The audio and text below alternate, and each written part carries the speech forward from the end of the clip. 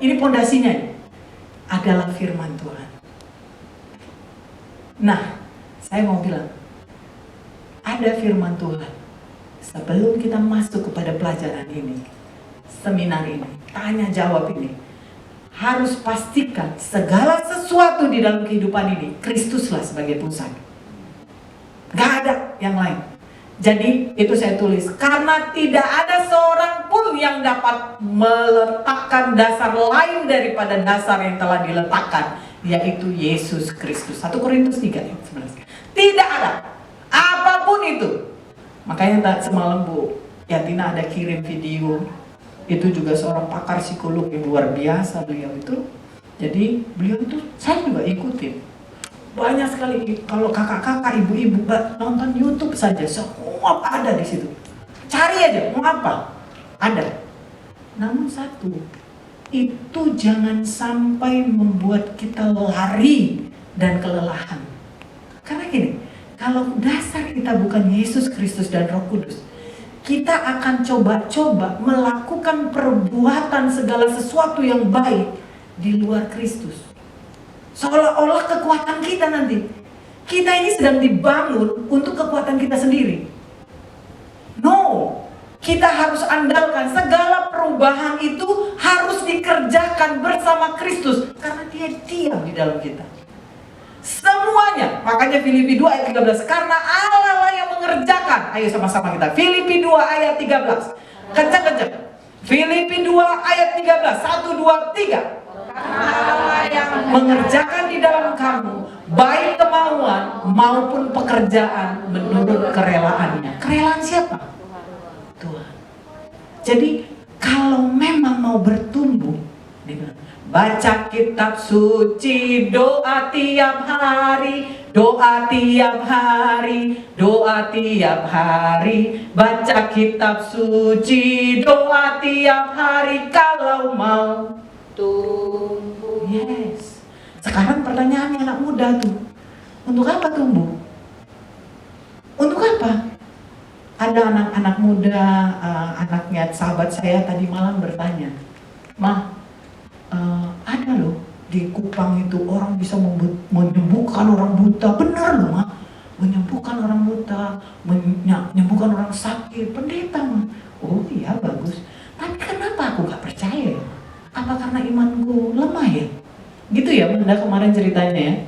Apakah imanku lemah? No. Iman kita tidak ditentukan kita percaya kepada apa yang kita lihat. Iman kita ditentukan kepada apa yang tidak kita lihat. Seperti Thomas. Ya, itu dulu dasarnya. Supaya nanti enak ke depan. Jadi banyak sekali pengetahuan yang datang silih berganti siapa saja. Itu tidak membuat kita keletihan. Tapi justru membuat kita bertumbuh. Saya bersaksi kemarin sama Bu Yatina. Saya adalah salah satu produk gagal. Menurut saya, bukan menurut Tuhan. Menurut saya. Kenapa? Saya merasa saya tidak sesuai pertumbuhan saya. Kalau diingat dari segi usia, saya harusnya sudah pergi mengajar kemana-mana. Kalau dilihat dari usiamu, kamu harusnya sudah go. Apa? Tahun 92 sudah lahir baru. Ikut perkantas, mungkin salah satu kakak-kakak tahu ya perkantas ya, persekutuan antar universitas. Kita dibina di situ, siswa SMA masuk kuliah terus, bahkan pasti betong terus ada eksposisi macam-macam. Kita bertumbuh terus, kita terus melayani. Tapi saya lihat, saya tidak sadari, saya baru sadari setelah berikut ini. Ternyata tanpa saya sadari, saya itu seperti melakukan perbuatan di luar Kristus. Itu adalah pengkhianatan kepada Kristus. Tanpa saya sadari. Karena apa? Banyak ilmu. Loh, lulus tadi saya bilang, salah nggak ya kalau mama tunjukin hasil ijazah mama? Kayaknya ini gak banget ya, kayak show off banget ya. Tapi maksudnya gini, kadang-kadang manusia itu kan harus melihat kan. Saya mau bilang aja, aduh show off ya, adalah makanya nggak jadi. Tadi mau saya foto, mau saya tunjukin lulusan terbaik cum laude, IPK tertinggi di Memang sih komunikasi, kalau bapak saya bilang, alah kamu komunikasi aja kok, kakak-kakakmu semua ITB, kamu cuman Unpad kok, gitu sepelenya sama saya. Tapi nggak apa-apa, coba ya di situ lulus terbaik, masuk ke STTPK, ya Pak Udin ada, coba tanya, menyelesaikan dengan cepat dan terbaik, masuk MA, menyelesaikan dengan cepat dan terbaik. Tapi apakah saya cukup hebat di situ? Makanya saya bilang sama Bu Yatina, kalau kita memasukkan semua nanti ilmu-ilmu, semua itu di poin base 4. Kita latih sama-sama, ayo kita latihan. Tapi tahu dulu dasar ini, bahwa jangan pernah menggantikan posisi Kristus di dalam kita untuk mau berubah. Bagaimanapun, ingat ini Filipi 2 ayat 13, saya juga mengingatkan sama diri saya, bahwa semuanya yang mengerjakan ada Allah. Jadi kalaupun saat ini harusnya saya tidak insecure, karena memang Tuhan bikin begitu. Saya bilang, Tuhan kenapa ya setiap kali mau ngajar saya selalu malas nih. Karena saya pikir, nanti saya Yunus banget. Saya selalu mengakui saya Yunus kemarin, tapi saya sudah bertobat. Bertobat, pengampunan dan pertobatan berjalan selaras. Gitu. Oke. Nah, ini dia. Baru kedua, harus ada pimpinan Roh Kudus. Jangan pernah gantikan Kristus, jangan pernah abaikan tuntunan Roh Kudus. Kalau sehebat apapun kita, secerdas apapun, setinggi apapun IQ-nya, kalau tidak dengan Roh Allah, semua itu hanya mau memuaskan egonya kita, intelektualnya kita, bukan mau memuaskan rohani kita, sehingga tidak ada pertumbuhan. Makanya ada yang sangat tinggi tapi tidak melakukan firman Tuhan. Nah ini dulu, ini base-nya ini. Jadi jangan kecil hati kalau ibu-ibu. Saya pernah kom 200. Di sebelah saya itu ibu tua yang nggak bisa baca tulis kan, nggak bisa baca tulis, tapi dia semangat ya. Dan bagaimana dia bisa? Karena Roh Allah bekerja di dalam dia. Bisa. Selesai di kom 200, 300, dia makin hebat sekarang. Kayaknya kemarin mau daftar STT tapi dia nggak punya ijazah.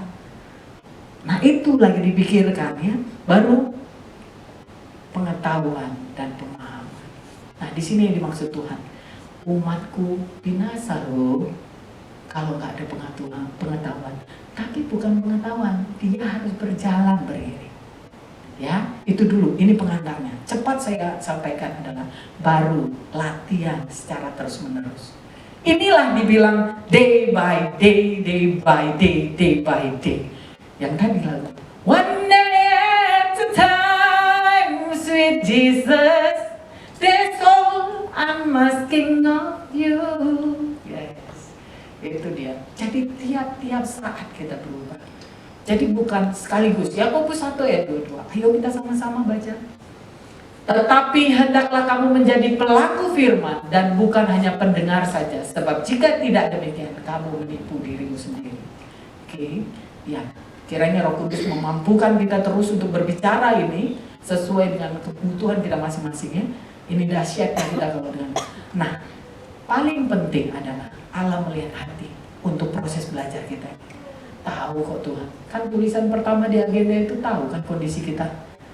Mungkin ada juga anak saya ibu yang gagal mungkin apa gitu ya. Ya ini, tapi Tuhan lihat kok, bahkan datang ke sini itu Tuhan lihat kok perjuangannya. Mungkin ongkos saya pernah loh, percaya nggak? Saya pernah loh mau pergi ke kampus itu, saya lagi nggak punya uang untuk angkot.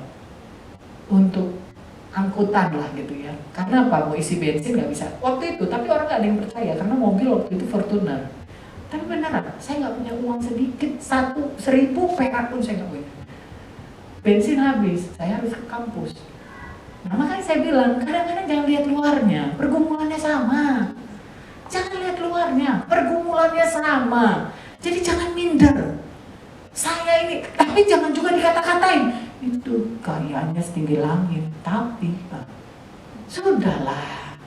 Kalau memang bisa menopang, topang. Kalau nggak bisa didoakan.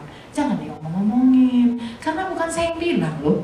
Tuhan yang bilang, katanya, aku yang berhak menghakimi. Tugas kita cuma satu yang kemarin saya sampaikan itu. Kamu hanya tugasnya mengasihi, udah. Udah mengasihi, udah gak usah nilai-nilai, udah. Kasihi aja. Nah itu, Allah melihat hati.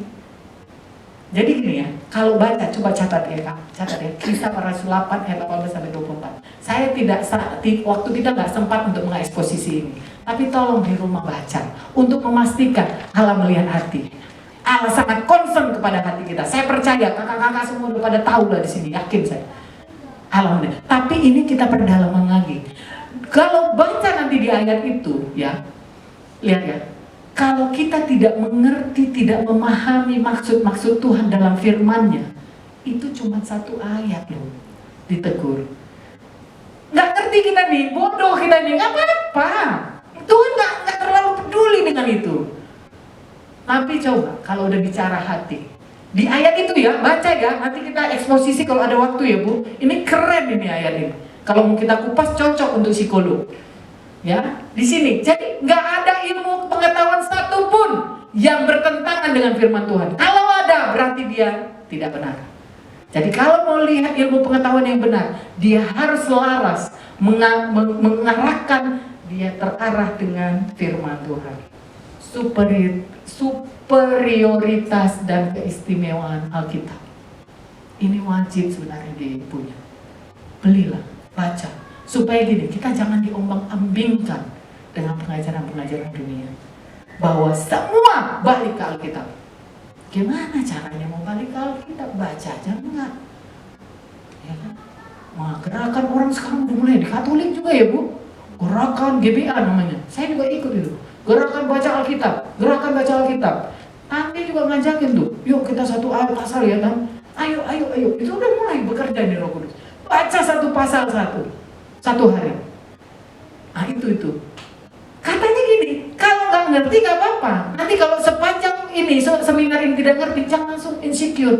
Aduh kayaknya aku nggak bersekolah, aku nggak tahu. Atau sok-sok tahu gitu, nggak usah. Biasa aja biasa. Karena tujuannya adalah persoalannya yang Tuhan concern adalah hati. Apa sebenarnya isi hati kita? Mau berubahkah?